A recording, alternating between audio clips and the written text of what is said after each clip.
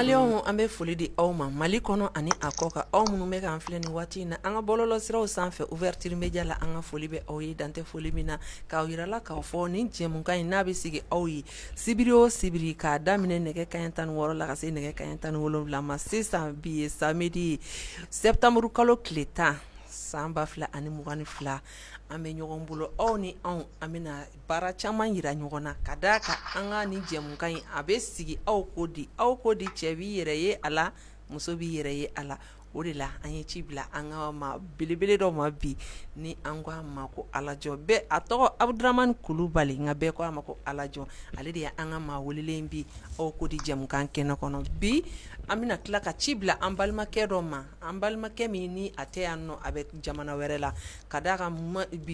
baro bɛ min yɛrɛ kan musow bɛ k'u plaigner ko olu tɛ ka minɛ cogo ɲuman sɔrɔ cɛw la u bɛ k'a fɔ ko maliyɛn cɛw changelen don maliyɛn cɛw fana bɛ k'u plaigner ko maliyɛn musow fana tɛ ka u ta sira fɛ ko bari ko u fana bɛ ka u ɲɛw ta mɔgɔ minnu ni an tɛ kelen ye k'u bɛ k'u ɲɛ ta olu fɛ nka mɔgɔ minnu bɛ jamana in kan n'o olu mɛnna jamana in kɔnɔ n'u bɛ fɛn caman dɔn a la u ye fɛn caman ye fɛn caman kɛr'u ɲɛna olu de bɛna ɲɛfɔli kɛ anw ɲɛna o tuma Ayisa ale ni Masi anw de bɛ jɛ ka jɛmukan in kɛ bi mais bi Ayisa ale ma sira sɔrɔ o la an bɛna foli di Alajɔ ma ka sɔrɔ ka se Masi ma Alajɔ i n'u la a b'a ni ce kodi baasi tɛ yen alhamdulilayi awa nse i fɔnba nse n b'i fo ka Masi fo aw baara ɲɔgɔn tɔn kelen ni o ye Ayisa Dansogo a ma yan sɔrɔ bi ka da kan ko a fari man di a la n b'a fɛnɛ fo a bɛ yɔrɔ min ka tila ka dugawu k'a ale ni mɔgɔ tɔ fɛn fɛn man kɛnɛ ala ka se cogoya min na k'u bɛɛ ka bana nagasi ka u fari ka segin a cogo la ka bana k'a tɔɔrɔ segin ni an tilar'o la an bɛ an ka ɲɛmɔgɔyaso fo kɛrɛnkɛrɛnnenya la an bɛ Buba ni Mangara fo ka se Kalil ma an'an ka équipe technique ni o ye Petit Dunbiya ye k'a yɛrɛ fɛnɛ fo ale de bɛ ka nɛgɛw labaara nin wagati la maliyɛn bɛ fan o fan u bɛɛ folen don ka tila k'a ɲini u fɛ k'u ka jɛmukan partager a yɛrɛ nafa kama o b'a to réalité caman bɛ yen mɔgɔ caman bɛ n'o dɔn. Merci Awa. A diyara n ye Alajɔ Masi ça va ko ka ɲi wa alhamdulilayi i ni sɔ ka di bi dɛ o sɔrɔ a yɛlɛmugu dɔɔni mɔgɔ awɔ tana wa yɛlɛworo de diya yɔrɔ ok m'an filɛlikɛ jama bɛɛ lajɛlen fo ko u k'u sɔgɔlen to an na kuma bɛɛ ni an ka émission man di n'o o ye aw ko di k'an ka invité yɛrɛ fo n'o ye ne kelen kɔrɔkɛ Alajɔ ka Dunbiya fo k'an ka ɲɛmɔgɔyaso fo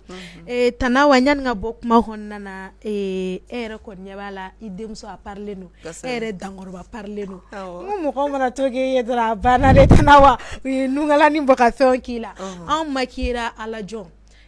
KS Makeup mɔgɔw de fɛ KS Makeup n'o ye Sitani ka yɔrɔ ye n'u b'a fɔ ma Ayisa Keyita mais bɛɛ de jɛra k'a fɔ ma ko Sitani ale kɔni ka yɔrɔ o tɛ yɔrɔ dogolen Mali kɔnɔna tuguni filɛ ne Bougassomugu la n'i sera olu ma ka ban Alajɔ bogotigi ɲumanba 2 de bɛ yen nɔ olu b'u bolo bɔ dɔrɔn k'i kunbɛn Alajɔ komi awɔ komi muso bɛ ne muso bɛ sinon n'o ye Awa ni Kunba ye Sitani kɔni ka yɔrɔ la i bɛ kunbɛn cogo ɲuman na wa olu bɛ yan nɔ bɛ se maquillage modèle bɛɛ de la wɔlɔfɔw ta o n'i bɛ fɛ ka kɛ nigérienne ye n'i bɛ fɛ ka kɛ farafinmuso yɛrɛ ɲuman kɔni ye olu bɛ yan o dɔrɔn de kama n'i bɛ fɛ k'u lasɔrɔ i b'u lasɔrɔ 79 02 18 48 n bɛ segin a kan 79 02 18 48 an ka nin émission komi aw yɛrɛ b'a kalama émission kura don ko wɛrɛw bɛ se ka bɔ a kɔnɔna na ni min mago bɛ ka mago bɛ sponsor ka k'an ka sponsor ye ou bien ni mago bɛ an na k'an wele ka ladilikanw d'an ma i bɛ se ka an wele ni numéro in fana ma 79 38 19 14 n bɛ segin a kan tuguni 79 38 19 14 n'i y'o kɔri dɔrɔn i n'anw bɛ ɲɔgɔn sɔrɔ. Merci Ayise Masi an b'i fo ka foli di hali bi an filɛlibagaw ma Mali kɔnɔ ani a kɔ kan an balimakɛ bɛ an bolo nin waati in na sisan aw ni anw a y'aw tulo mada aw bɛna bɔ fɛn caman kalama an tɛ min dɔn jamana wɛrɛ kow la ani muso ni cɛw bɛ cogoya min na an bɛna bɔ o kalama n balimakɛ i n'u la kodi baasi tɛ yen an bɛ Ala tanu kosɛbɛ an bɛ fɛ i ka ɲɛfɔli kɛ anw ɲɛna anw ni an filɛlibagaw ɲɛna ka d'a kan maliyɛn musow bɛ kɛ u plaigner maliyɛn cɛw bɛ k'u plaigner ko ni u bɔra Mali kɔnɔ yan ka se jamana o jamana na k'i b'a ye ko cɛ ni musow bɛ to ɲɔgɔn na de u bɛ ɲɔgɔn wele fanga la kasoladenw b'a la gɛnniw b'a la cɛw bɛ ka kuma musow bɛ ka kuma anw bɛ fɛ e bɛ min dɔn a la komi e mɛnna jamana nin kɔnɔ i ka ɲɛfɔli kɛ anw ni an filɛlibagaw ɲɛna. Kumakan ta k'a bɛ pratique ka du kɔnɔ. An b'a dɔn n'a muso ye ɲɔgɔn tɔmɔ cogo min e t'o dɔn. Voilà parce que yan nɔ réalité caman bɛ yan mɔgɔw t'a fɔ ɲɔgɔn ye quoi. Dɔw n'u muso ye ɲɔgɔn sɔrɔ kɛnɛma dɔw ta ye muso furu salenw ye. Muso ma deli ka furu yɛrɛ kɛ i b'a dɔn olu hakilinaw tɛ se ka kɛ kelen ye. Abada. Voilà parce que i bɛ taa sɔrɔ muso minnu furu salen don sisan ni dɔ y'o furu. Denw b'o tigi bolo i bɛ taa sɔrɔ o tigi ɲɛ gana ka tɛmɛ. K'a to muso la ɲɛ gana n'a denw bon n'o ye cɛ sɔrɔ siɲɛ wɛrɛ i b'a dɔn u b'a kɛ cogo dɔn. Kosɛbɛ. Voilà bon muso min dun ma deli ka cɛ sɔrɔ n'o y'a cɛ sɔrɔ directement ka sɔrɔ a ma furu kɛ. Bon olu caman de bɛ olu de bɛ kɛnɛma kumaw lamɛn ka don n'u ka du kɔnɔ ka taa u yɛrɛ lase problème ma quoi. Voilà ani bangebaaw fana ka côté. Minnu bɛ Afrique olu fana caman bɛ yen olu fana de denmusow ka problème fana ye. Parce que i bɛ taa sɔrɔ san cɛ caman bɛ yen i bɛ muso la na ka bɔ Afrique k'a ka na Europe. Ko a kana k'i dɛmɛ de mais a kana baara kɛ. A bɛ e yɛrɛ la ni sokɔnɔ baaraw ni denmisɛnninw. Mais n'a dɔw nana i bɛ taa sɔrɔ mɔgɔ dɔw denmuso bɛ baara la dɔw ba muso mana o kuma mɛn dɔrɔn u b'a fɔ karisa denmuso bɛ baara la a ye nin kɛ e cɛ tɛ se ka bɔ yɛrɛ e cɛ tɛ se ka kɛ tan i cɛ tɛ se ka kɛ tan tɔ bon o bɛ muso denmuso la muruti quoi. Kosɛbɛ. Ma se ka baara kɛ dɔrɔn yɔrɔ dan tɛ yen dɔrɔn i t'a ɲini i ka taga assistance sociale bɛ yan fɛ dɛ aides bɛ kɛ yan fɛ dɛ bon ni denmuso ma kɛ hakilima ye dɔrɔn n'a ye wari de jateminɛ a t'a ka furu minɛ tuguni quoi a bɛ a ka furu minɛ de kɔfɛ ko ye quoi. Bon a bɛ base yan aides minnu bɛ yan nɔ parce que yan nɔ Europe yan fanga bɛ muso la ni cɛ ye quoi. Parce que i bɛ taa sɔrɔ muso minnu ni den b'a bolo n'a kelen gouvernement b'o dɛmɛ kosɛbɛ. Cɛ dun ni kelen don i tɛ dɛmɛ. Ala an kisi ka n'a janya ni furusa ye cɛ fana sɔrɔ dugu in na ni den b'i bolo den kelen o den fila o den saba o den naani o. A location e cɛ de bɛ jɔra yen. Ni furu sara ka bin ni muso cɛ quoi. Awɔ ni furu sara ka bin ni muso cɛ parce que muso caman bɛ ni furu sara n'u furu sara u b'u ban ka baara kɛ quoi. K'u bolo fila courager k'u jigi da aides de kan quoi. U bɛ baara kɛ o t'u n'olu arranger quoi parce que n'i ko i bɛ baara kɛ sa den naani b'i bolo den saba b'e bolo i bɛ obligé ka taa denw di gardeli kɛyɔrɔ de la. E gardeli kɛ wari bɔra e ka baarakɛ sara la e bɛ mun sɔrɔ tuguni. Foyi. Bon olu bɛ to so de sisan gouvernement b'olu dɛmɛ u bɛ denw fana dɛmɛ. Bon cɛ fana bɛ baara kɛ ka ɲɛsin muso in ma cɛ bɛ aides kɛ allocation sara muso in ye. Voilà parce que cɛ obligé cɛ bɛ baara de kɛ dugu in na i tɛ se ka to baarakɛbali ye o. Bon tant que n'i bɛ baara kɛ mɔgɔ min tɛ baara kɛ e de b'o tigi dɛmɛ quoi e de bɛ muso in dɛmɛ parce que ni muso in tɛ baara kɛ e de b'a dɛmɛ obligé. N balimakɛ. Oui. Komi muso maliyɛn cɛw bɛ musow lataga minnu bɛ u musow furu dɔw b'u muso furu u bɛ musow lataga dɔw bɛ muso furu yen yɛrɛ jamana ninnu kɔnɔ yen. Mais danfara jumɛn de bɛ i muso furulen ka taga ani yen muso danfara jumɛn de b'u ni ɲɔgɔn cɛ. Bon danfara min b'u ni ɲɔgɔn cɛ n'a sɔrɔ minnu ma deli ka na yan fiyewu n'i y'a lana. Bon au début e bɛ fɛ k'a encadrer k'a kɛ comme f'i yɛrɛ dɔrɔn a ka di i ye cogo min a ka kɛ ten quoi. Bon e tɛ sɔn a ka bɔ e tɛ sɔn a ka bɔ e tɛ sɔn a ka mɔgɔw fréquenter pour que a kana na mɔgɔw jogo ta kɛnɛma ka don n'a ye ka du kɔnɔ quoi. Donc o wagati ne muso ye san kelen k'i bolo ka sɔrɔ a den sɔrɔ san fila ka na den filanan sɔrɔ san saba n'a commencé ka den sɔrɔ kelen fila bon obligé mɔgɔw bɛ na i ka so. Bon ni ka so sisan ni muso de bɛna fɔ ne yɛrɛ tɛ bɔ kɛnɛma dɛ ne kɔni bɛ yan dɔrɔn bon ni muso nana o kuma fɔ olu ye dɔrɔn bon olu b'a yɛlɛma daminɛ ka to cɛ bolo so kɔnɔ fɔ bagan e kɔni bɛ so kɔnɔ dɔrɔn la bon o b'a la muruti ma quoi. Ni mi cogo dɔn n'i ko muso murutitɔ la n'i m'a la faamuya dɔrɔn n'o k'i b'a kɛ ni kɛlɛ i b'a kɛ ni mankan ye dɔrɔn i bɛ perdre muso la. Parce que o b'a yira la denw fila b'i bolo bon hali n'i tɛ furu la i denw allocation bɛ d'i ma gouvernement b'i dɛmɛ i tɛ so sara da caman na bon muso mana ka indépendance ye a ɲɛkɔrɔ dɔrɔn muso hakilima n'a ma kɛ hakilima ye quoi a caman bɛ u bɛ muruti quoi. parce que a wa yurula de cɛ in don sa o cɛ in tɛ bilen olu bɛ balo dugu in na yan quoi. Donc u bɛ fara mɔgɔ tɔw ninnu kan. Voilà, hanu tɛ furu la gouvernement b'u dɛmɛ bon so sara da ka nɔgɔ u bolo bon ni m'u cogo yɛrɛ dɔn a caman bɛ cɛ de bɛ bɔ du kɔnɔ k'olu to du in kɔnɔ. Cɛ bɛ taa ka du to u ni denw bolo quoi. Awɔ ni gɛlɛya nana u bɛ cɛ labɔ ka muso ni denw to yen. Mais a gɛlɛya ɲɔgɔn bɛ muso dɔw kan muso dɔw fana bɛ k'u plaigner ko cɛw tɛ sɔn k'u jɔ u jɔyɔrɔ la u kan ka dépenses minnu kɛ ani u bɛ gɛlɛya dɔw ta k'u yɛrɛ sɛgɛrɛ musow fana bɛ k'u plaigner n'o ye e bɛ mun fɔ an ɲɛna o la. Non o bɛ sɔrɔ minnu fɛ muso fɛn fɛn b'i plaigner ɲininkali kɛ kosɛbɛ kosɛbɛ i bɛ taa sɔrɔ a caman bɛ yen muso minnu b'u furu sa ka b'u cɛ fɔlɔw bolo i bɛ taa sɔrɔ cɛ fɔlɔ bolo den kelen den fila den saba bɔn a wagati y'a sɔrɔ u ɲɛ ma yɛlɛn u ye wali kuma lamɛn u furu sara u furu salen sisan u tɛna mɛn muso ganaya la parce que i b'a dɔn muso ni den bɛ bolo ka furu a ka gɛlɛn quoi n'u ɲɛ ganna k'u ɲɛ gan bon cɛ fugari dɔ de bɛ na sisan cɛ fugari dɔ de bɛ na cɛ minnu tɛ sɔn dépense ma minnu bɛ na dɔrɔn a ka intérêt personnel kama quoi bon o ka furu bon i bɛ taa sɔrɔ n'o ye muso furu sisan a b'a fɔ non so tɛ k'ale tɔgɔ la quoi parce que so in bɛ muso tɔgɔ la déjà gouvernement bɛ ka muso in dɛmɛ bon o b'a dɔn o la muso ka loyer tɛ caya kosɛbɛ ale bɛ na ka na vie muso in kan ten tɔ ale t'a tɔgɔ kɛ so la a t'a jamu kɛ so la quoi ni ale commencera ka muso in ɲagaɲaga bɔ a la dɔɔnin dɔrɔn a fana bɛ commencer ka muruti parce que a b'a dɔn ni problème bɛ yen sini ale ka foyi ma tunun quoi a tɔgɔ la a k'ale den ye bon olu caman de bɛ olu bɛ musow sɛgɛn quoi olu de bɛ musow kɛ kɔfɛ ka mɔgɔ ye parce que u tɛna se k'u occuper muso la komi u muso yɛrɛ ka den ninnu minɛ komi u denw yɛrɛ quoi a caman bɛ yen u bɛna intérêt de kama quoi i bɛ taa sɔrɔ den yɛrɛ wolowolofaw bɛ yen nɔ i bɛ taa sɔrɔ muso fana jugu k'olu la k'olu kɛri brise kojugu ba dɔw yɛrɛ bɛ yen nɔ u bɛ denw abandonner quoi u ye den abandonner sisan i b'a dɔn muso kelen tɛ se ka den lamara voilà n'ale tɛ se ka den lamara n'a ɲɛ ganna sisan a bɛna obligé ka furu de ɲini sisan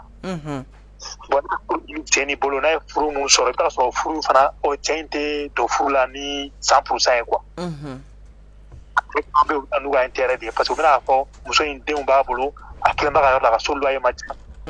bon u bɛna o de ka muso k'a b'a k'u tɔgɔ kɛ so la o tɛ sɔn voilà bon o la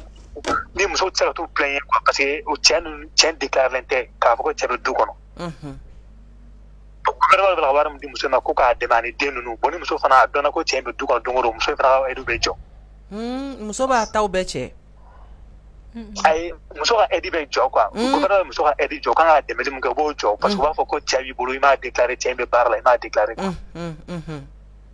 bon a ma kɛ intérêt ya bon muso tɛ sɔn ka cɛ déclarer bon cɛ fana b'i sago kɛ muso la parce que ale déclareren tɛ ni muso ma sɔn fana ale bɛ taga n'a yɛrɛ ale ka foyi ma tunun parce que ale na muso n'a denw de sɔrɔ du kɔnɔ yen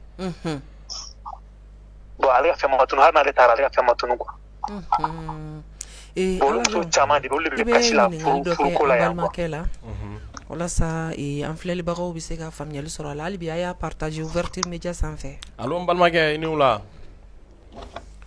ni e bɛ conseil di maliyɛnw ma minnu sigilen bɛ faransi jamana kan yen nɔ u ka muso furuta ko la i bɛ conseil jumɛn de d'u ma u ka n'a ta Mali la ka taa n'a ye wa walima u ka dɔ ɲini yen nɔ k'o furu de donc a bɛɛ ye kelen mais a base ye mun ye dɔrɔn communication parce que i b'a dɔn furu caman bɛ yan communication de t'u ni ɲɔgɔn cɛ quoi muso ni cɛ ni ɲɔgɔn cɛ ani furu daminɛ i fɛlɛ mun ye k'a fɔ i muso ye k'a yira la faransi ni afiriki tɛ kelen ye quoi parce que faransi exemple sisan yan nɔ ni i bɛ baara kɛ i muso bɛ baara kɛ u b'aw filaw de ka revenu calculer ka so sara jate f'aw ye k'a ka impôt da f'aw ye k'a ka taxe d'habitation da f'aw ye mais n'a fɔra ko olu bɛɛ da ka fɔ a ye parce que a yɛrɛ la k'aw mɔgɔ fila bɛ baara kɛ mais ni a fɔra ko cɛ kelen ko wari bɛɛ sara o muso k'a taa bila kɛrɛfɛ k'a bila ko pari wari ou bien k'a bila ko afiriki somɔgɔ sanba bon a tɛ hali cɛ boloma fara fɛn foyi la i b'a dɔn o tɛ bɛn bon la fin cɛ de bɛ coron ka taa fɛ muso kɔni tɛ coron parce que ale bɛ ka taa économiser mais mais moyen foyi tɛ ni nɔ ka se ka dɔ tigɛ ka b'u bɛɛ ta la cɛw tɛ se ka taga déclarer ko fɛn b'u bɛɛ tɔgɔ la ko mais musow tɛ ka fɛn di yan o tɛ se ka déclarer autorités ye wa. non autorité ka sara t'o la o aw y'aw fila de ka bɛnkan ye o aw fila de bɛ vila ɲɔgɔn kan n'aw bɛnna kan exemple sisan tubabu nu filɛ exemple la tubabu nu filɛ sisan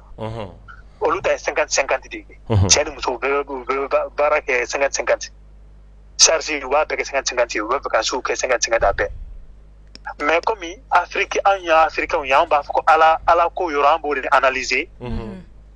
k'an ka ko essayer ka pratiquer ka sababu k'o yɔrɔ ye quoi bon ne b'a pratiquer ka sababu k'o yɔrɔ i bɛ taa sɔrɔ sisan muso hakilima dɔw bɛ yen muso bɛɛ tɛ dɛ muso hakilima caman bɛ yen u b'u cɛw dɛmɛ u b'u cɛw dɛmɛ u bɛ se k'a fɔ bon n cɛ n bɛ jɔ ni kurusi ye n bɛ jɔ ni courant sara ye o caman bɛ yen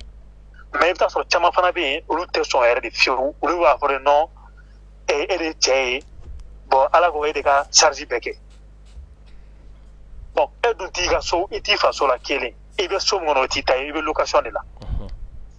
bon ne ko e k'o bɛɛ charge sara muso ka taa économiser kɛrɛfɛ i b'a dɔn o kuma bɛ sɔn ka caya dɛ a ma nɔgɔn a kuma ka ca voilà bon o de bɛ na ni mɔgɔ caman ka problème ye quoi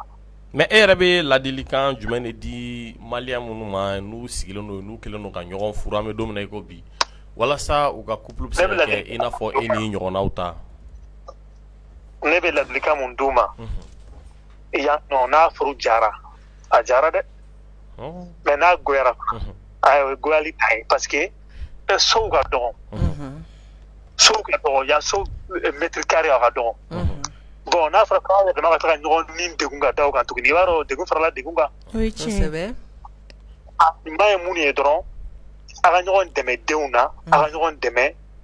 ni muso bɛ se ka baara kɛ ni muso ka bon n bɛ se ka baara kɛ bon n bɛ se k'i dɛmɛ kurusi la ani courant bɛ se k'i dɛmɛ charge a ka fɛn dɔ kɔni ta dɔrɔn quoi pour que ka ko équilibrer dɔɔni quoi bon e fana cɛ i charge tɔ i bɛ se ka mun kɛ i b'o kɛ o ye ala fana tuguni denw ka yɔrɔ fana ani sokɔnɔ baaraw a ka ɲɔgɔn dɛmɛ o fana la k'a fɔ komi maliyɛn cɛ fɔ ne bɛ cɛ n tɛ foyi kɛ k'i sigi dɔrɔn k'i bolo fila courageux o tɛ bɛn dɛ donc f'i fana ka kini ni to tobi quoi to tobi kuma dɔ la awɔ ni muso ka exemple dɔ parce que faransi a bɛ se ka kɛ dɔ don wagati dɔ bɔ wagati ye bon ni e bɛ se ka kɛ sa ye muso bɛ taa baara kɛ sɔgɔmada fɛ a dɔw bɛ kɛ e bɛ so bɛ repos la i bɛ wuli i bɛ denmisɛnninw ko ka t'u bila kalanyɔrɔ la bon n'i kan ka na sokɔnɔ baara misɛnnin minnu bɛ yen n'i bɛ se k'a kɛ i b'a kɛ bon n'i bɛ se ka tobili yɛrɛ la parce que maliyɛn cɛ caman bɛ se tobili la mais n'i bɛ se tobili fana i bɛ tobili kɛ bon i muso bɛ na a fana b'a reposer comme ça o bɛ ko diya don ɲɔgɔn na quoi donc o b'a jira ni cɛ min fana tɛ so la a bɛ baara kɛ ni cɛ min tɛ so la i ka foyer stabiliser man di quoi ayi mais hali tɛ se i b'i dege kɛ mɔgɔ si ni baara mana faransi yan o ye tiɲɛ ne minnu filɛ k'a f'i ye bi ne filɛ nin ne bɛ se ka n'a bɛ tobi mais ne tile kelen n ma tobili kɛ Afiriki depuis Ala ye n da n tɛ tobili dɔn mais e bɛ na min tobi e ka na préféré ye jumɛn de ye min ka di madamu ye kosɛbɛ yaasa ani tigɛdɛgɛ donc i bɛ se yaasa sɛma la quoi non ni ye yaasa dilan i yɛrɛ bɛ sɔn ni n b'o sɛ mariner ni kan ka kɛ sini n b'a mariner depuis bi de tiɲɛ ale b'a dɔn ala jɔ ayiwa diyara n ye ne balimakɛ an b'i fo i ka nin ɲɛfɔli la anw ni an filɛlibagaw ɲɛna nin waati in na an b'a dɔn faamuyali caman sɔrɔla nin na ka d'a kan maliyɛn caman bɛ ka an lamɛn nin waati in na minnu bɛ jamana wɛrɛ la ani minnu bɛ faransi minnu bɛ diɲɛ yɔrɔ o yɔrɔ la bɛɛ bɛ ka an lamɛn wa an b'a dɔn caman ye faamuyali sɔrɔ la nka ni baro in ma ban ni ala ma baasi kɛ an bɛna muso wɛrɛ wele don dɔ o fana bɛ ɲɛfɔli dɔ ka an ɲɛna musow fana bɛna kuma muso dɔ bɛ kuma muso bɛɛ tɔgɔ la an b'i fo nin waati in na hali bi sisan an b'a yira o la jɛmukan tɔgɔ ye di aw ko di ouverture media sanfɛ aw bɔra sisan ka an balimakɛ ka kumaw lamɛn Masi e bɛ mun de sɔrɔ k'a fɔ e bɔra k'a ye an balimakɛ ye kuma caman fɔ donc ni i ye ninnu lamɛn i b'a ye k'a fɔ wali jamana jirikuru mana mɛn ji la cogo o cogo a tɛ kɛ bama ye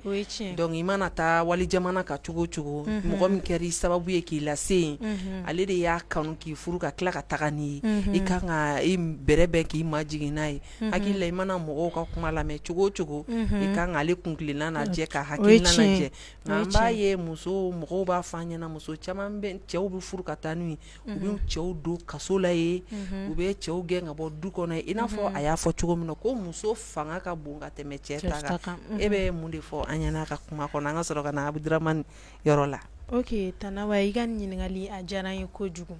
Ne bɛ n sinsin an balima musolakaw ka yɔrɔ de kan. Sabula muso i mana kɛ togo o togo ni yɛrɛ b'a yira dɔrɔn exemple frappant de don ka d'an ma.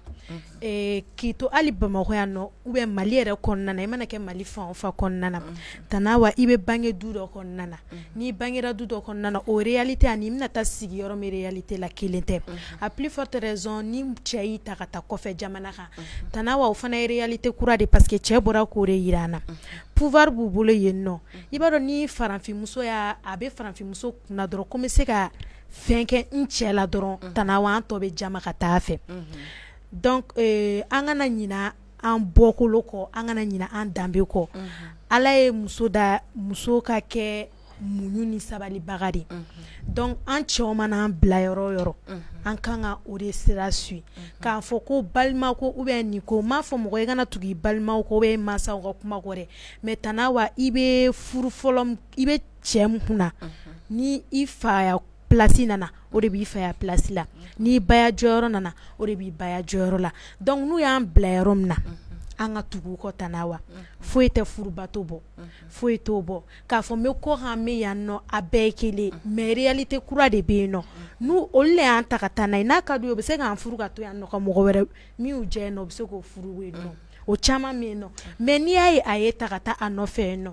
danaya dɔ de bɛ a y'o de da i kan kan'a to o danaya ka tigɛ ka bɔ i n'a tigilamɔgɔ ni ɲɔgɔn cɛ diɲɛlatigɛ la danaya ye fɛn bɛɛ ye et puis communication cɛ y'a fɔ o y'a base ye cɛw fana kana bila u kunna u bɛ yen nɔ dɛ u b'o fana réalité dɔn dɛ mais k'a yira ko fanga de bɛ na e bɛ nin to ne ta la e bɛ nin to ne ta la diyagoya u fana kan'o yira musow la yen nɔ mais an balimamusow fana u k'u bolo da u dusu ka sabali u ka dɔn k'olu ye muɲubaga ye olu ye sabalibaga ye.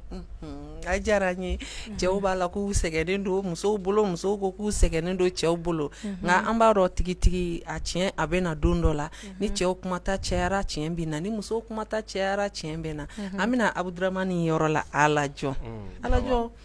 e bɔra sisan a ye an balimakɛ ka kumaw lamɛn bon i yɛrɛ i bɛ jɛmukan kɔnɔ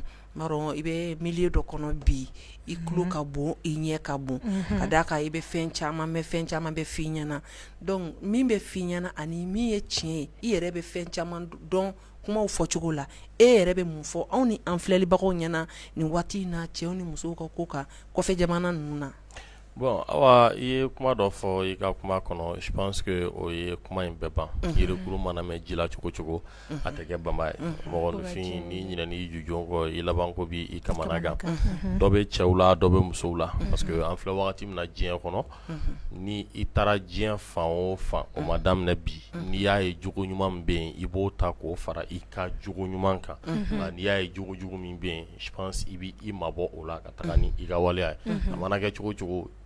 jogo bɛɛ tɛ se ka kɛ jugu ye mais n'i taara i bɛ se ka dɔ ta de ka fara i ka jogo ɲuman kan ka d'a kan mɔgɔ minnu b'an wele ani ni cɛ ye kuma min fɔ a caman na hali ni muso taara mun de bɛ aw bila ɲɔgɔn na o ye intérêt ko kɛlɛ de intérêt ko kɛlɛ cogo di an fɛ yan nɔ Ala ye an bɛn jamana ma moi j'ai l'habitude de le dire c'est une société patriarcale o ye jumɛn ye kumada tɛ musow bolo jo tɛ muso ni cɛ ni ɲɔgɔn cɛ aw mana taa cogo cogo depuis yanni aw ka se fanga la du kɔnɔ sigida la a bɛ régler ka sɔrɔ aw ma se fanga ka yɔrɔ la o yɔrɔ ninnu caman na muso i bɛ minɛ ka di cɛ ma hali i joko kan donc min ye o yɔrɔ ye ka n'a se fo baara yɔrɔ kɛlɛw ma moi je pense que cɛ ye kuma dɔ fɔ la communication ale de ye socle ye quoi c'est l'ossature de tout parce que ni i nana ye musow ka baarako kuma o fɔra a la kɛlɛ bɛ na baarako kuma in yɔrɔ caman na nka kɛlɛ tɛ na ko muso bɛ baara la dɛ a caman na ko kɛlɛ bɛ na muso bɛ baara la nka a kan ka kɛta min kɛ a t'o kɛ musow ka baara an fɛ yan nɔ ko kuratew ne hakilila mɔgɔw bɛ to ka ɲeleni tɔgɔ mɛn o ɲeleni y'a tɔgɔ imposé ni jumɛn sɛnɛ tɛ yan k'a tun bɛ foro min sɛnɛ ani kamalenkɔrɔ bɛɛ tun tɛ se k'a sɛnɛ mais a fɔra ko ɲeleni tun bɛ cɛso la balo dɛ cɛso de fɔlɔ bɛ fɔ après mun bɛ na faso donc o b'a yira mɔgɔninfin cɛ ka hakɛ ka bon i kan n'i fa ni ba ta i y'a faamu donc k'a fɔ an balimamusow ye dɔrɔn n bɛ olu la fɔlɔ ni i tagara mɔgɔninfin fitiriwaleya man ɲi a man ɲi ala yɔrɔ an yɛrɛ ka kumaw la an ka langage komɛnw na fitiriwale ko man di mɔgɔ si ye ni mɔgɔ bɛ kuma bɛɛ bɛ fitiriwale dessin de donc mɔgɔ min taara ni i ye kɔkan jamana kan a bila i kunna fɔlɔ a tigi taara ni ye diyaɲɛ kama a tigi taara ni ye diyaɲɛ kama sinon ni i man d'a ye wari min bɛ don e la ka taga fɛn damadɔ don a bɛ se k'o kɛ tulonkɛkɛlan ye walima a bɛ se k'o kɛ ka i ɲɔgɔnna wɛrɛ ɲini mais n'a taara ni e ye e de ka di a ye a bɛ fɛ e ni a ka diɲɛnatigɛ partage ɲɔgɔn fɛ donc n'o ko kɛra awa kɔ mɔna kan min kan jɛgɛ kan ka tila o kan kan dɛ i tatɔ n'aw bɛn'a kan k'i tɛ baara kɛ ni a ko k'a bɛ s'i kɔrɔ là d'accord mais n'aw bɛn'a kan k'i bɛ baara kɛ ni charge ye 50-50 ye ni o ye 50-50 ye n bɛ 50 bɔ i bɛ 50 bɔ ka da kan i fana bɛ baara kɛ ni o tɛ ni charge kɛra e bɛ 30 bɔ muso ne cɛtɔ ne bɛ 70 bɔ a ka taga o sansi fɛ ka da kan kuma dɔ fɔra ni muso min mɔgɔw ka hakɛ to kuma n'a fɔ cogo don n'i tɛ ɲɛngo ye i tɛ sɔn cogoya si la o problème yɛrɛ k'i cɛ sɔrɔ ka da kan ni aw fila bɛ so kɔnɔ déjà ko aw fila de ka revenu bɛ calculer o ye jumɛn ye ni o y'a sɔrɔ muso bɛ 500 ta cɛ bɛ 500 ta o faralen ɲɔgɔn kan o de ye 1,000,000 donc impôt bɛ bɔ o 1,000,000 de la so sara kan ka bɔ o 1,000,000 de la ainsi de suite donc ni e y'i ban i ta ma ko o bɛɛ bɔ 100,000 na o kɔni dabɔ kun de ye sa e b'i yɛrɛ cɛ fantanya e b'i yɛrɛ cɛ fantanya wagati min e bɛ i ka wari kɛrɛnkɛrɛn k'o bila ka na di fa ni ba ma mais mɔgɔ min taara ni e ye n ko fa ni ba de bɛ o tigi la aw ka furu wagati n'o fa n'a ba tun y'a imposer ko e tɛ don a caman na e tun tɛ don dɛ donc e bɛ fɛ k'i yɛrɛ kɛ dugawuden ye e b'i cɛ kɛ dangaden ye a y'a si bɛɛ kɛ Europe a ma se ka fɛn ɲa a ka mɔgɔw ye donc o ye fɛn ye hɔrɔnya yɛrɛ la adamaden a fɔra cogo min n'a bɛ kɛ ten i ka kan ka ɲugun ko min na ko min kan ka kɛ mɔgɔninfin ɲugunan ko ye fɛn min kan ka kɛ hɔrɔn faga ko ye ka da kan aw bɛnna ko min kan i ma o bɔ a sira fɛ donc o de la ni kumaɲɔgɔnyaw nana ani a ye kuma min fɔ ka tila k'o fara an balimakɛw ni ne yɛrɛ b'o la an fana k'an ka kɛta dɔn k'an ka kɛta dɔn k'a dɔn k'a fɔ an bɛ ka taa jamana min fana la yen réalité ni yan ta tɛ kelen ka da kan an fɛ yan i bɛ sɔrɔ muso mana baara kɛ cogo cogo wagati dɔ bɛ yen nɔ o bɛ consacrer famille na o ye diyagoya ye mais ali ninnu ka dugu la ni o kelen don i bɛ sɔrɔ tulonkɛ tɛ kɛ baara la kosɛbɛ donc ni o y'a sɔrɔ i y'a décider ka na n'i ye muso ye faut te préparer en conséquence cɛ y'a fɔ cogo min n'i tɛ se tobili la tobili dege n'i tɛ se den ka couche falenni na o dege ni o y'a sɔrɔ i tɛ se musoya baara tɔw la bon an t'a kɛ musoya baara ye parce que société bɛɛ n'a ka réalité don a kɛlen don ka charge minnu di musow ma yan ni i tɛ se o la i k'olu dɔw dege i y'a faamu so kɔnɔna ɲɛnabɔw b'o la comme ça ni muso tɛ yen nɔ e fɛnɛ ka i jeniyɔrɔ fin nin ye n ka kɛta de ye ani fɛnɛ c'est pas parce que i ye muso fɛnɛ don baara la k'e b'i sigi k'i jigi da a ka fɛn bɛɛ kan non du moment où e y'a don baara la a ka mɔgɔw bɛ bɔ a kalama k'a bɛ baara la donc ni olu bɔra a kalama k'a bɛ baara la jagoya kɔrɔ dɔgɔnin b'a la olu fana b'a wele i bɛ Faransi sisan nɔ i bɛ baara la ni degun in bɛ n da la donc a ka gɛlɛn k'a fɔ ko a fana tɛ se ka fɛn bila a kana a to yen aw bɛnna charge min kan a k'o kɛ nka a ka wari tɔ i k'o to a bolo a fana k'a ka so labɛn a wa nka nin bɛɛ fana kɔfɛ an balimamusow k'u fana ka sabali hali sisan mɔgɔ kuma lamɛn u k'o to yen wali muso tɛ kɔ tigɛ fo ka tiɲɛ wuli e taara mɔgɔ minnu sɔrɔ yen mɔgɔw ka hakɛ to u b'a fɔ cogo min banabagatɔw ma dɔgɔya tɛ nka ko banabagatɔ ɲɛngo dɛ ni bana min bɛ i y'a faamu ni bana min bɛ dɔ la sisan ale ɲɛ bɛ bɛɛ la boli la o ɲɔgɔn ka karisa minɛ o ɲɔgɔn ka bɛɛ minɛ walasa bɛɛ ka kɛ ale ɲɔgɔnna ye bon donc e taara sɔrɔ caman y'u tulonkɛw cɛla yen nɔ k'u ka furu sa ni e teri taara kɛ olu de ye walima olu kelen bɛ k'u cɛw dominer an dun fɛ a fɔra ko muso ka muɲu ka sabali ka da cɛ kɔrɔ cɛ ka tɔgɔma i kan nka e taara sɔrɔ olu bɛ k'u pan k'u jɔ cɛ kan a tɛ n'a fɔ o ka di cɛ ye cɛ la diyaɲɛ ko tɛ nka se t'a ye donc e taara olu minnu fɛ e ma teri sɔrɔ i yɛrɛ la e taara olu de ta k'olu k'i teriw ye olu k'a fɔ k'i cɛ minɛ tan i cɛ don ta i cɛ bɔ ta e fɛnɛ k'i ta olu fɛ k'i t'i cɛ minɛ ten parce que k'i fɛnɛ bɛ fɛ ka fangani sɔrɔ a fɔra k'i bɛ faransi an b'a kɛ koyi donc o ye erreur fɔlɔ erreur filanan a ka fɛ ko i yɛrɛ tɛ fɛrɛ faransi yan nɔ wariko ma fo ni i furu sa ka bɔ i cɛ kɔ i bɛ den den sɔrɔ u yɛrɛ ka kuma ko muso mana den sɔrɔ dɔrɔn ko y'a ka papier ko garanti k'i ka den caman sɔrɔ n'i ye den sɔrɔ wagati min i bɛ cɛ bila ka taa kɛnɛma bon donc i t'a dɔn nin ye fitiriwaleya ye le karma existe o de la cɛ ko a muso fɛn fɛn b'a kɛ i b'a sɔrɔ mɔgɔ wɛrɛ fɛnɛ bɛ taa yɛlɛma a kan o so kelen kɔnɔ o tɛ sɔn ka su k'u fila tɔgɔ la o b'i tulonka la k'a dusu kasi ka tila ka bɔ awa an ka segin an danbew ma muso ka baara o tɛ muso tiɲɛ muso ka baara o man tɛ ka cɛ bila muso la n'an y'a bila an kunna ko furu b'an bɛɛ sanfɛ ka d'a kan furu tɛ cɛ ni muso dɔrɔn ko ye bilen malgré cɛ ni muso de bɛ furu latigɛ a sababuya bɛ bɔ Ala la parce que ni Ala ma sɔn a tɛ kɛ mais o de la furu ye du fila kalali le ɲɔgɔn na ni aw fila bɛnna aw ka duw bɛ bɛn dugu kala de don hali jamana kala de don donc ni i y'o ko ta k'o kɛ tulonkɛ ye pour un intérêt quelconque i bɛna ye k'a fɔ i bɛ k'i yɛrɛ ka dignité de bafouer peut-être soit i t'a kalama walima i mago tɛ dignité la voilà. Merci Alajon Maché yani an ka kuma laban di ma an b'a yira maliyɛnw na k'a fɔ hali bi ouverture média don jɛmukan tɔgɔ ye de ka aw k'o di a bɛ cɛw ko fɔ a bɛ musow ko fɔ an bɛ min kɔnɔ bi o de ye an ka maliyɛnden minnu bɛ jamana wɛrɛw la furu la ye gɛlɛya min b'u n'u cɛw ni ɲɔgɔn cɛ an ka baro b'o kan nka ne kɔni bɛ se ka min fɔ ne b'a dɔn a mana kɛ cogo o cogo maliyɛnden kelen kelen na i bɛ diɲɛ jamana o jamana na i tɛ se ka kɛ jamana wɛrɛ den ni maliden tɛ i d'origine ye Mali ye wa i bɛ sa malidenya de la wa hali n'i sara diɲɛ jamana fɛn fɛn na i su bɛna don i bɛɛ zamɛ bɛ dun Bamakɔ yan nɔ parce que mais Alajon hali ni su donna yan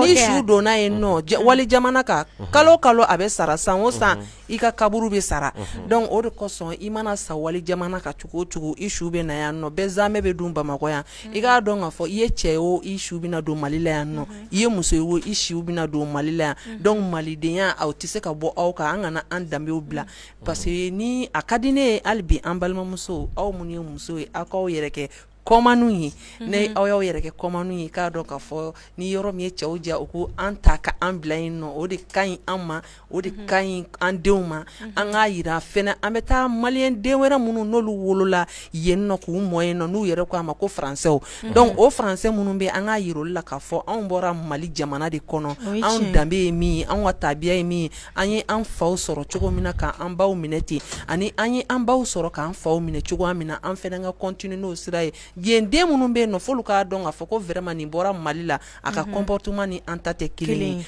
o la Maché yan'o cɛ k'a dɔn k'a fɔ hali bi an bɛ a yira o la k'a fɔ ko mɔgɔ i mana kɛ Mali jamana wɛrɛ o jamana wɛrɛ la i tɛ su tɛ don yen nɔ i kɛra cɛ o i kɛra muso o i su bɛ don Mali de la wa bɛɛ zamɛ bɛ dun yan de parce que i mana kɛ cɛ ye i mana sa i su mana don wali jamana kan don dɔ i su in bɛ sara kalo kalo a bɛ sara wa san o san a bɛ sara mais ni Mali don yan i su bɛ don yan nɔ fo ni somɔgɔw tora ka t'u jɔ k'i su ka taa dugawu k'i ye a banna donc k'a yira o la k'a fɔ n bɛ jamana wɛrɛ kan n tɛ jamana wɛrɛ kan an kan k'an bɛrɛ bɛn ni ɲɔgɔn ye nka kɛrɛnkɛrɛnnenya na ne bɛ na n balimamusow yɔrɔ la aw minnu ni aw bɛ ka taa cɛw nɔfɛ a k'a bila aw kun na den minnu wolola jamana wɛrɛ la ka mɔ yen n'u k'u ma ko faransɛw an bɔra an fa ni an baw kɔrɔ an y'a ye an baw bɛ ka sɛgɛn min kɛ yan aw bɔra k'a ye k'a fɔ ba ye maɲumako min kɛ i kɔrɔw ye maɲumako min kɛ i somɔgɔw ye maɲumako min kɛ i kan ka t'o de la waleya jamana wɛrɛ ka fɔ minnu wolola yen ka mɔ ye olu ka aw lajɛ ka a fɔ vraiment ninnu na an dun bɛɛ ye farafin de ye nka u ka comportement ka ɲi ni an ta ye o de kosɔn an bɛ o yɔrɔnin fɔ aw ɲɛna aw ka danfara dɔ don ani yɔrɔ wɛrɛ mɔgɔw cɛ kɛrɛnkɛrɛnnenya na Alajon y'a fɔ a ka kuma kɔnɔ mɔgɔ min ta ka taa ni ye kanu de b'o kɛ o la Maché i bɛ i ka kuma laban kɛ parce que wagati sɛbɛkɔrɔ sera i bɛ i ka kuma laban kɛ an ka sɔrɔ ka jɛmukan kun cɛ an ka na se Alajon fɛ ok Tani Hawa ne kɔni ne bɛ n sinsin halisa an balimamuso de fan fɛ k'a fu ɲɛna ko an ka sabali an ka dɔ kan ye maliyɛn den de kan an yɛrɛ wolola ka n'a sɔrɔ an bangena ka n'a sɔrɔ an baw bɛ yan nɔ an faw bɛrɛbɛrɛli de kama donc an ka to toujours olu ka chemin kɔ an kana taga an yɛrɛ kɛ yɔrɔ wɛrɛ kaw ye an ye maliyɛnw de an tɛ b'o la fo ka diɲɛ wuli an bangera cɛ bonya de kama an ka muɲu an ka sabali yɔrɔ wɛrɛ mɔgɔ tɛ se k'i bɔ k'i bɛ ɲinɛ i danbe kɔ an ka sabali an ka muɲu ne ka kuma ka laban bɛ ko ye ɲani ka bɔ kuma kɔnɔ n bɛ segin tuguni k'a fɔ an kɔni an labɛnna Stein ka salon de la n'o ye KS Makeup ye an labɛnna yen nɔ de olu bɛ kɛrɛnkɛrɛnnenya la Bukasonbugu la n'i mago b'u la i bɛ se k'u wele 79 02 18 48 n bɛ segin a kan 79 02 18 48 ni i bɛ fɛ ka an ka nin jamukan ye ka participer a la ou bien ka aw yɛrɛ b'a dɔn jamukan kura don ou bien ka dɛmɛ wɛrɛw ta ka ɲɛsin an ma i bɛ se ka an wele 79 38 19 14 n bɛ segin a kan 79 38 19 14 m'a fɔ aw ɲɛna ko aw merci aw ka lamɛnni la n'Ala sɔnna ma nin diyara n ye ma chérie an bɛ na Ala jɔn jamukan sera a kuncɛyɔrɔ ma an y'i wele i nana an ka kɛnɛ kan ka sigi ka temps caman perdu a diyara n ye an b'i fo k'i barikada i ka foli lase anw ni an filɛlibagaw ma ni jamukan ye ma ba kɔ waati n'a nataw la an bɛna ci bila i ma tugun Inch'Allah awa temps perdu tɛ faso jɔ don peut-être dɔw bolo ko kuma mugu don mais faso jɔ don ka d'a kan kuma min bɛ ka fɔ bi lini a ye mɔgɔ kelen de la conscientiser o ye objectif atteindre chaque o mɔgɔ kelen a son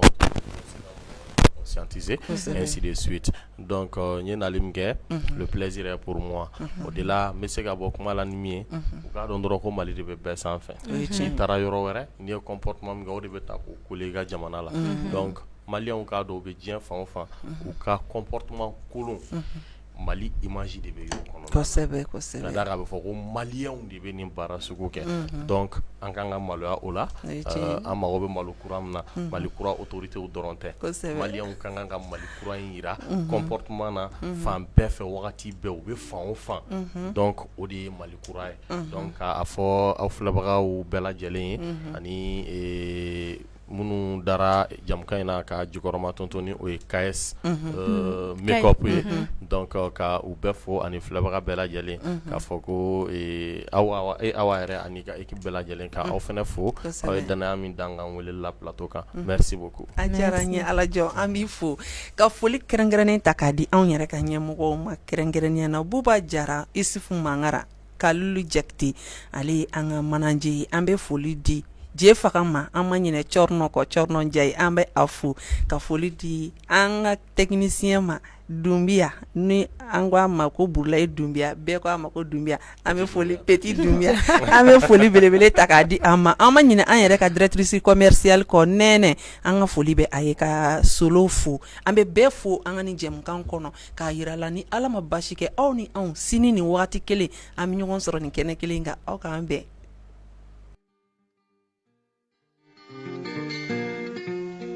Ginalule